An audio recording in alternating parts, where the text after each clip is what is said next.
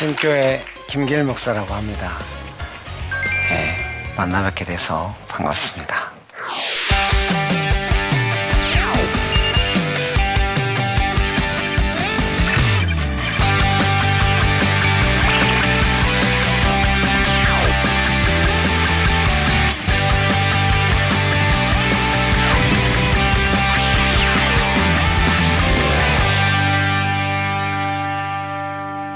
용서받는 삶에 대해서 강의할 때 중요한 거는 그 용서를 받고 또 용서해 주시는 어떤 그 관계를 지키는 것이 중요하다는 생각을 먼저 하게 됩니다. 저는 어려서 이렇게 부모님과 함께 살지 못했습니다. 그래서 아버지께서는 좀 일찍 돌아가셨고, 좀 정확하게 말하자면 좀 이제 가족들과 다투시다가 이제 자살하셨고, 어머니는 이제 다른 분에게 가서 이제 사셨기 때문에 저는 이제 큰형하고 살게 되었습니다. 그래서 10대에 한 10년 정도를 큰형하고 살면서 나중에 어머니랑 잠깐 살기는 살았지만 어머니와 함께 보낼 시간이 많지 않았습니다. 나중에 제가 나이가 먹어가면서 어머니를 좀 섬기고자 이렇게 했지만은 늘 어머니도 저한테 미안해하고 저도 어머니에 대해서 이렇게 좀 늘 좀 뭐라고 해야 될까, 좀 기대가 채워지지 않는 면도 있고, 또 어머니의 삶이 힘든 것에 대해서 죄송한 마음도 있고, 뭐 이런, 특별히 어려서 몇 가지 기억이 나는데, 이제 중학교 3학년 때 누나랑 엄마랑 같이 있을 수 있는 시간이 있었어요. 잠깐 어디 제가 고등학교 시험 보러, 기술학교로 시험 보러 갔다가 떨어졌는데요.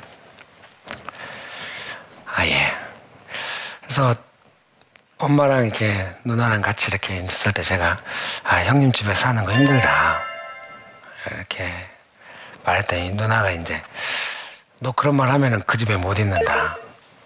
너 그런 말 하지 마라. 그래서 그런 걸 좀 깨달았습니다. 나중에 군대에 가서 이렇게 첫 번째 휴가를 나왔을 때에도 형님 집에 잠깐 갔는데 이제 너 빨리 가라고 그래가지고 휴가가 이제 3일 남았는데 빨리 이렇게 복귀해서 돌아가고, 휴가 나올 때 이제 어머님 보고 싶어 전화 드리면 이제 군대에서 밥 많이 주냐?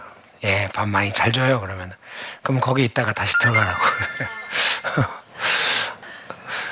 그래가지고 좀 그렇게 어머니도 저를, 칠남매 중에 막내인데 아버님이 가정을 책임져 주지 않으니까 어머니도 힘드시고, 또 막내로서 제가 이제 제 바로 위에 형하고 6살 터울이 나는데 저를 돌보기가 많이 힘드셨죠. 제가 나이가 먹어가고 이제 저희 형제들 중에서 어머니한테 매달 돈을 보내드리고 이제 어머니에 대해서 책임감을 많이 느끼는 사람 형제들이 조금씩 있겠지만은 또 매달 이제 몇십만 원씩 돈을 보내드리고 이렇게 어머니의 삶에 대해서 자주 전화드리고 좀 잘 이러지는 못해요. 그래서 늘 어머님이 이제 제가 돈 보내겠다 월 초에 항상 재정을 보내드리거든요. 항상 어머니 이제 돈 보내지 말라고, 너 많이 써야지, 돈 보내지 말라고 늘 미안해 하시고, 저는 또 그게 감사했습니다. 어머니 괜찮아요. 어머니 위해서 돈 보내는 것이 하나님께서 돈을 더 많이 주시는 은혜를 받게 하는 것 같으니까 걱정하시지 말라고 이렇게 보내드리고 좀 좋았습니다. 어머니 추우실 때 같으면 이제 막 가서 화목난로도 설치해드리고 이렇게 좀, 그늘 제 마음 안에는 죄송한 마음이 있습니다. 더 잘 섬겨드리지 못하는 것에 대해서 제 아내도 좀 미안해하고, 우리 아들이 좀 어려서부터 많이 아프고 이랬기 때문에 어머니를 충분히 섬겨드리지 못한 건 죄송한 마음이 있고, 어머니도 미안해하고, 그렇지만 서로 도울 수 있는 그 선 안에서 서로를 귀하게 여기고 좀 이런 관계로 잘 해왔는데, 최근에 갑자기 제가 막 좀 책도 나오고 이러면서 형제간들이 어머니한테 뭐라고 했는지 모르겠는데 어머님이 좀 이렇게 돈 언제 보느냐 이렇게 연락도 오고 이래가지고 좀 제가 마음에 당황했습니다. 근데 또 몇 개월이 지나니까 어머님이 다시 너 나한테 돈 보내고 너는 쓸 돈 없는 거 아니냐 이렇게 걱정해 주시고 이렇게 좋았습니다. 어머니가 저에게 평생 저에게 좀 미안해 하시는 것 같아요. 그 어려서 중요한 시기에 길러주지 못한 것에 대해서 9살 때부터 이제 저도 어머니를 충분히 섬겨드리지 못한 것에 대한 죄송한 마음이 좀 있고 그래서 좀 잘하고 싶고 이렇게 해온 것 같습니다. 예수님께서 우리를 위하여 십자가에 피 흘려 죽으심으로써 우리의 죄를 용서해 주셨습니다. 그래서 우리가 예수님께서 나의 죄를 용서해 주셨구나, 감사하다, 이런 마음으로 항상 좀 나의 죄인데 예수님께서 대신 피를 흘리신 것에 대해서 좀 이렇게 좀 죄송스럽고 감사하고 어떻게 그 감사를 어떻게 할 수 정말로 갚을 수 없는 그런 은혜를 예수님께 받았다 우리가 알고 있습니다. 그래서 항상 예수님을 생각하면은 나의 죄를 용서해 주셨구나, 그런 감사가 있는 것이죠. 그래서 그런 관계를, 예수님과의 관계를 지켜가는 것이 정말 중요하다고 생각합니다. 우리가 처음에 예수님 믿고 예수님의 뜨거운 사랑을 경험했을 때는 다른 것이 없어요. 그냥 내 죄가 용서받았구나, 예수님께서 대신 피를 흘리셔서 나를 용서해 주셨구나, 그거 말고는 좀 다른 게 없거든요. 그런데 이제 시간이 지나면은 왜 내가 필요한 걸 안 주냐고 이렇게 관계가 이렇게 요구하듯이 될 수가 있어요. 그거는 너무 슬픈 거라고 생각합니다. 나 자신도 너무 슬플 것 같아요. 나를 위해서 피 흘리시고 용서해 주신 것에서 감사했던 내가 동일한 그분에게, 예수님께 이제 뭔가 왜 안 주시냐고 이렇게 가는 거는 너무 슬픈 일인 것 같아요. 우리가 나의 이러한 관계를 이렇게 변하게 만드는, 한마디로 말하면 용서받은 것이 감사했다가 내가 필요한 것을 달라고 하는 것이 관계의 주된 내용으로 바뀌어갈 때 우리 자신 스스로에게 너무 아픈 일입니다. 한마디로 말하면 그렇게 하면 안 되는 것이죠. 예수님께서 우리에게 조건 없는 사랑을 주시고 용서해 주셨기 때문에 우리가 그 나를 용서해 주신 그 내가 용서받은 그런 관계의 내용을 일관성 있게 지켜가는 것이 상당히 중요하다고 생각합니다. 관계가 바뀔 때 오는, 관계의 내용, 주된 내용이 바뀔 때 오는 고통이 있거든요. 물론 우리도 우리 자신이 그런 모습이 정말 나답지 않다고 생각할 수도 있고 고통스러울 수 있지만은 예수님께서는 더 많이 고통스럽지 않으실까. 우리가 죄를 용서받았을 때 너무 감사하다고 막 눈물 엄청 흘리잖아요. 눈물 안 흘리는 걸로. 용서해 주셔서 감사하다고 눈물 많이 흘리잖아요. 너무 감사하다고, 정말 나한테는 예수님밖에 없다고. 그러다가 어느 날 표정 바뀌면서 왜 안 주냐고 이러면은 이건 너무 아마 예수님 입장에서는 너무 당황스러우시고 힘든 일이 되시지 않을까, 그런 생각을 하게 됩니다. 어제도 제가 저희 교회 전도사님으로 있는 동생하고 이제 전화통화를 좀 했거든요. 선교단체 간사할 때 학생이었어요. 나중에는 같이 간사하고, 저 이제 간사를 그만두고 교회 개척하고 이렇게 있다가 그 친구도 이제 나중에 신학대학원 가고 이러면서 제가 저희 교회로 오도록 이야기했는데요. 좀 되게 좋은 친구예요. 이렇게 좋은 대학 나왔는데요. 좀 유명한 대학 나왔는데 선교단체 간사로 헌신하니까 그 좀 저는 대단하다고 생각하죠. 물론 이제 어느 대학 나와서 헌신한 건 다 귀하긴 한데 어려서 이제 부모님이 울산에서 이렇게 미용실 하셔가지고 아들을 서울로 좋은 대학 보냈는데 아들이 자비량으로 사는 선교단체 간사가 된 거예요. 부모님의 심정을 제가 좀 알 수 있거든요. 이 친구 결혼하고 애 셋 낳고 사는 동안에 정말 훌륭한 사람이고 좋은 사람인데 거기에 맞는, 좀 걸맞는 정말 적당하고 좋은 사역의 리더는 되지 못했어요. 그 사이에 몸도 많이 아프고 심장이 많이 아파서 좀 이렇게 고생하고 이랬거든요. 그래서 고향에 내려갔을 때 같이 만나가지고 신학 공부를 한번 해보면 어떠냐 고민하기도 하고 이랬는데 꽤 오랜 시간이 지나서 이제 신학 공부했고요. 몸이 여전히 아프고 여러 가지 이제 함께 아프게 된 거예요. 그래서 되게 낙담해 있을 때 제가 전화한 것 같아요. 너 우리 교회 올래? 오면은 납부금도 도와줄 수 있고 사례도 조금 할 수 있어. 오면은 같이 즐겁게 있으면 좋겠어. 올래? 그랬더니 오겠다고 했는데 또 한 2달 동안 연락 없었어요. 그래서 그 친구랑 저랑 그런 관계거든요. 연락되면 되고 안 되면 안 되는 거죠. 한 2달 기다렸다가 또 계속 하나님께서 마음을 주시는 거예요. 그래서 연락을 했어요. 야, 온다면서 왜 안 오냐? 오려면 와라. 그랬더니 왔어요. 왔는데 뭐 몇 주 있다가 저한테 문자를 보냈어요. 아, 형님 오늘 제가 예배에 늦어서 좀 죄송하다고. 저는 그 친구가 아파서 예배에 못 올 수도 있다고 늘 생각하거든요.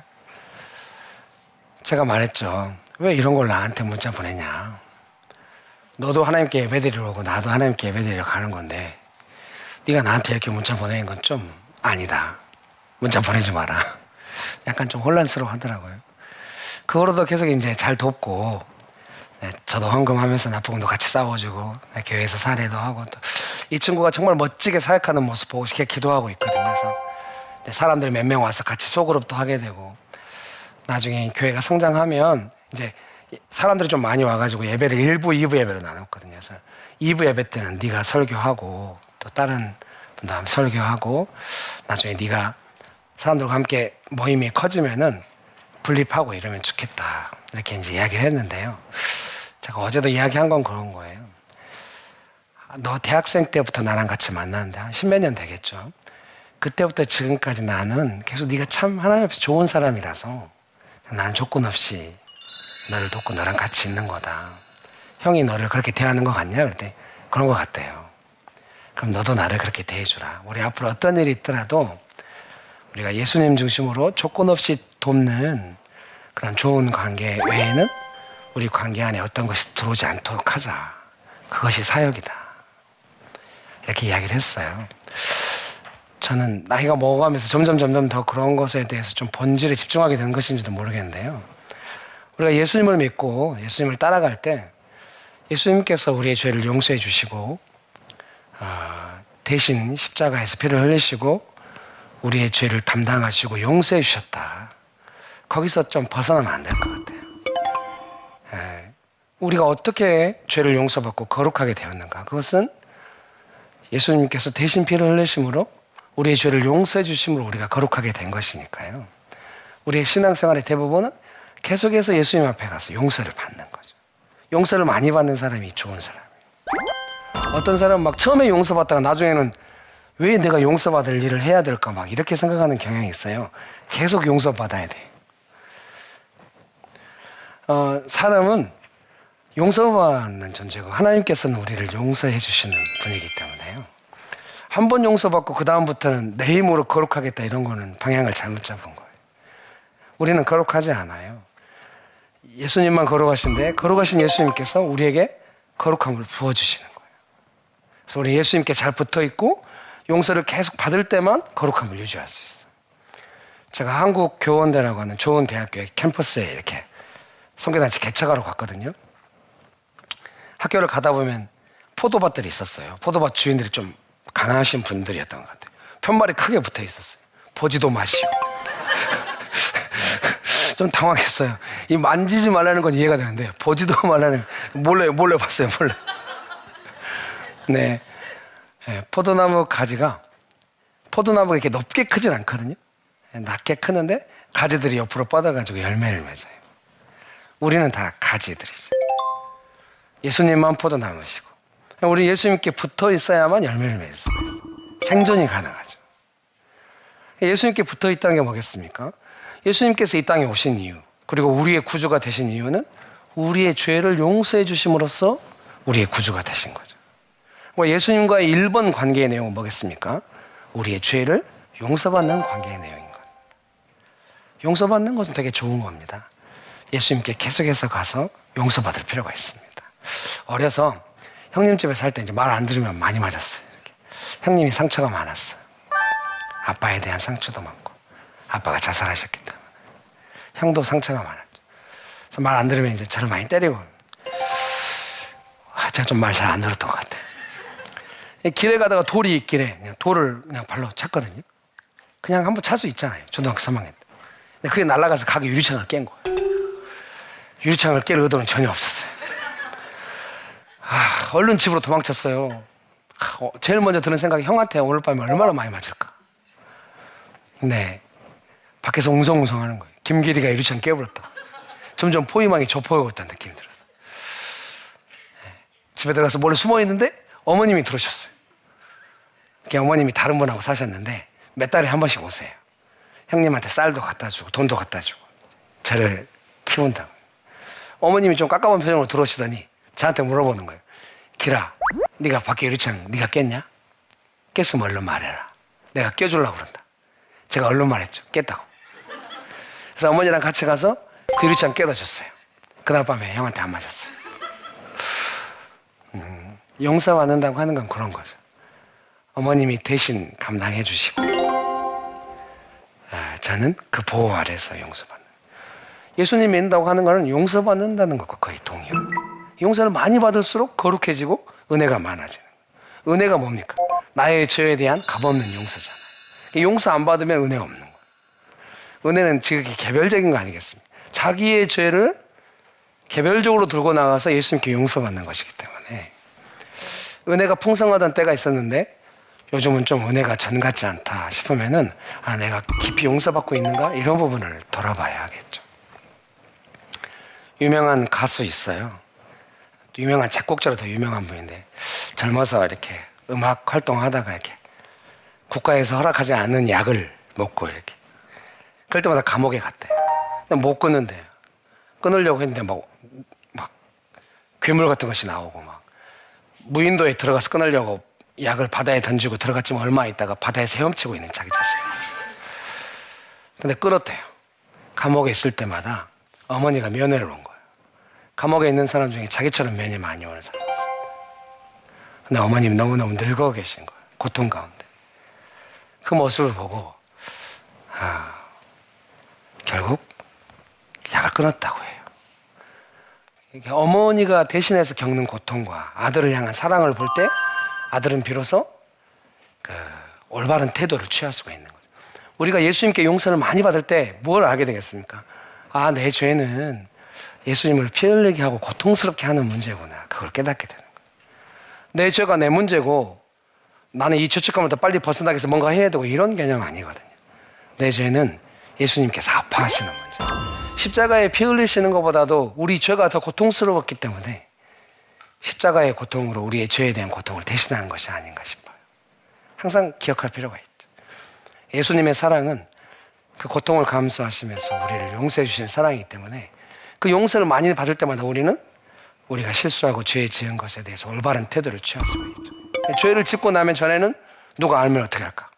어떻게 이 죄책감을 빨리 벗어날까? 어떻게 좋은 사람이 될까? 이런 생각하지만 은혜를 많이 경험하게 되면 예수님께서 힘들어 하시겠다. 그런 느낌을 갖게 되는 거죠. 사람이 아무리 거룩해도 죄를 즐기는 존재입니다. 근데 예수님의 용서와 사랑을 많이 받으면 그 예수님에 대한 마음을 느끼기 때문에 비로소 죄에 대해서 이건 아니다 싶은 마음이 들게 되는 것이죠. 그래서 용서를 많이 받아야 합니다. 어느 때까지 용서를 받아야 되겠습니까?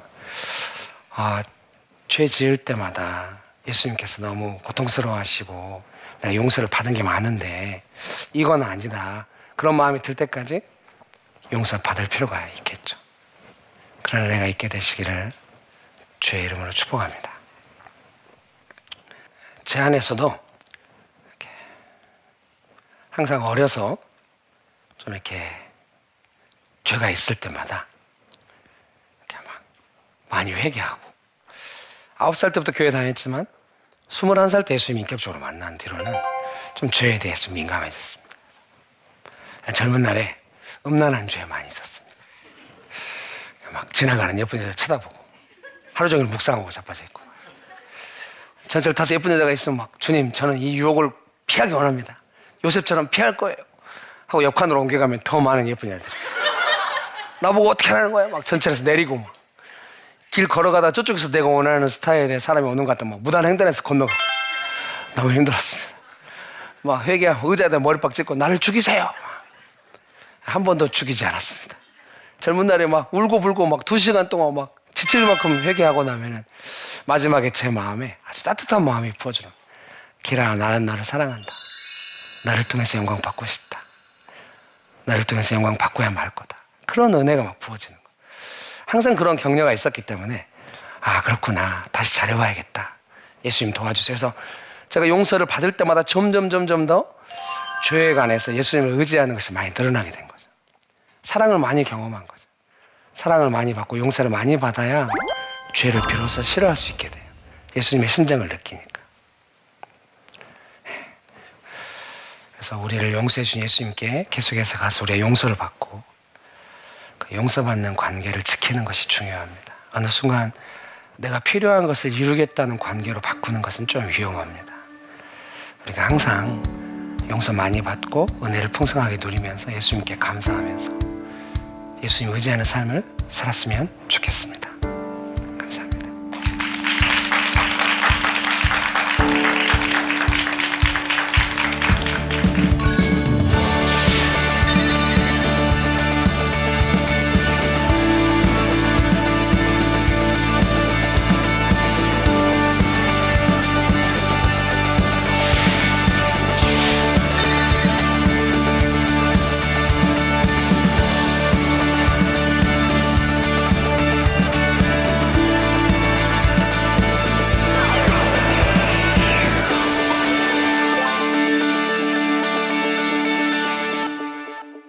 네, 영상으로 질문이 하나 와 있다고 합니다. 그래서 질문을 보고 답변하는 시간을 갖도록 하겠습니다. 누군가를 용서를 해야 한다는 게 진정 어떤 의미일까요? 저는 그 누군가로부터 사과를 받고 용서를 했지만 아직도 제 마음속에는 그 용서하지 못하는 마음이 그대로 남아 있습니다. 이 문제는 제 안에서 해결을 해야 할 것 같은데 그 방법을 잘 모르겠습니다. 성경에서도 예수님께서 그 빚과 관련해서 용서에 대한 이야기를 하시는 거죠. 어떤 주인에게 많은 빚을 탕감받은 사람이 탕감받고 나갔는데 작은 빚을 자기에게 진 사람에게 탕감해주지 않았을 때 주인이 다시 그 사람에게 이제 심판한다는 내용이 우리가 알고 있습니다. 그래서 항상 우리가 예수님 앞에서 용서받은 사람이라고 하는 것에 대한 좀 인식이 필요하다고 생각합니다. 용서를 많이 받고 예수님의 용서를 많이 받기 때문에 이제 그런 충분한 자각이 있어야만 다른 사람의 문제에 대해서도 이제 내가 받은 용서의 내용과 일관성을 유지하면서 태도를 취할 수 있으리라 생각합니다. 저는 그런 걸 잘 하는지는 모르겠는데 저희 집 가온이 있는데 이제 어디 벽에다 써놓지는 않았지만 우리가 외우고 있는 가온입니다. 어느 날 제가 길거리에 가다가 얘들아 우리 집 가온이 뭐지? 했더니 우리 딸이 실수는 항상 용납된다. 개기면 죽는다. 이번에 개긴다는 용어가 표준어가 됐다고 해서 참 감사하게 생각한다. 저희 집에서 뭔가 실수는 항상 용납되는 겁니다. 네. 딸이 막 컵을 깨뜨렸을 때 당황해가지고 있을 때 야, 안 다쳤냐? 안 다쳤어? 하면서 이렇게 딱 쓸어가지고 분위기가 완전 좋았죠. 근데 컵을 너무 많이 깨는 거예요. 나중에 이사 갈 때 보니까 막 한 자루 컵을 깨놓고. 그래도 일관성을 지키려고 합니다. 실수는 항상요. 왜 그런 것이 자연스럽게 저희 집 이렇게 가훈처럼 됐냐면 제가 그런 하나님 만난 겁니다. 항상 실수라면 용서를 받은 겁니다. 그래서 어떤 다른 사람에 대해서도 우리가 그 사람이 의도적으로 한다고 한다면 좀 복잡해지지만 어쩔 수 없는 실수가 있었다 한다면은 좀 더 쉽게 우리 자신을 돌아본다면은 용서할 수 있지 않을까 그런 생각이 듭니다. 잘 안 되는데 이렇게 답변하니 좀 죄송합니다. 누군가를 용서한다고 할 때 주기도문에도 우리의 죄를 용서받은 것처럼 다른 사람을 용서할 수 있도록 우리가 기도하고 있는 내용을 알고 있습니다. 그런 의미에서라도 또 우리가 용서를 많이 받을 때 예수님께서 우리에게 베풀으신 용서가 우리 안에 가득하다면은 그 조건 없는 용서의 즐거움이 있잖아요. 그런 즐거움을 용납받는다는 즐거움. 가서 용서받을 때 그런 거 누릴 수 있거든. 그 특권이 우리에게 있다고 생각합니다. 일부러 하진 않지만은 실수가 있었을 때 항상 용서받을 수 있다고 하는 예수님 믿는 사람이 누릴 수 있는 은혜를 풍성히 누릴 수 있는 삶이 되시기를 주의 이름으로 축복합니다. 감사합니다.